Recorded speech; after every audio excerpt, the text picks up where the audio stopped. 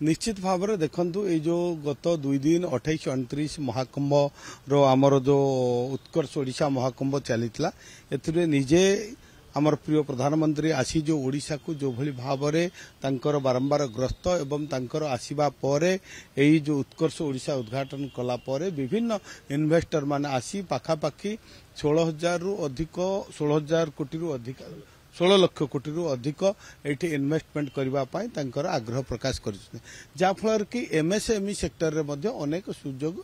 आनी देइछि। आज गतकाली जदि देखिबे आमे एमएसएमई सेक्टर रे मध्य आमर जो यंग एंटरप्रेन्योर माने अछंती युवक युवती माने विभिन्न जिल्लार काली आमे तांकु डाकिथिलु फेलिसिटेट करिथिलु बिलो 40 एंड 60 प्रति जिल्लार 2-2 जन को डका जाइथिला। आकु वर्तमान आमर स्टार्टअप माध्यम रे एमएसएमई को केमती आगु को निया अधिक अधिक सुजोग केमती हम जेहेतु एमएसएमई हूँ भारत अर्थनीति जदि कहवा ओडिशार जदि कहवा एमएसएमई हूँ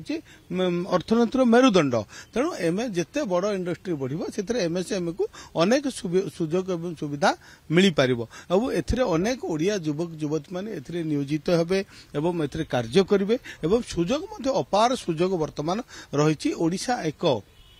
इंडस्ट्रियल हब होगा जाउची जो दीर्घ दिन अपेक्षा थिला तार अंत घटी एठी समस्त सुजोग रही सुविधा रही कोस्टाल एरिया रही 480 किलोमीटर अधिक बेलाभूमि रही एठी खनिज संपद रही एठी एवं एग्रीकल्चर सेक्टर मध्ये जदि आमे देखिबा फूड प्रोसेसिंग रे मध्ये अनेक सुजोग एवं संभार रही ताकू आमे व्यवहार करबा। निश्चित भाव जो प्रिय प्रधानमंत्री स्वप्न रही विकसित भारत एवं आम प्रिय मुख्यमंत्री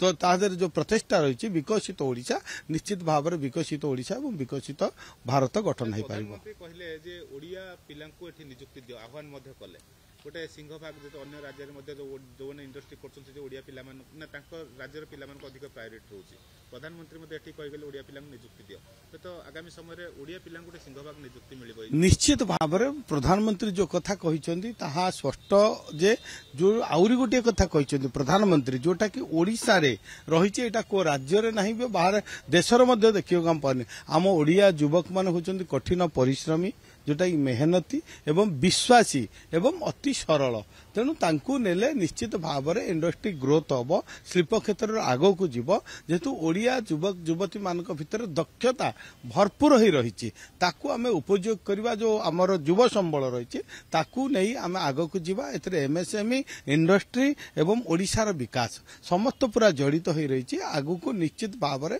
आम प्रिय मुख्यमंत्री जो रही प्रचेषा एक विकसित ओडिशा गठन हम।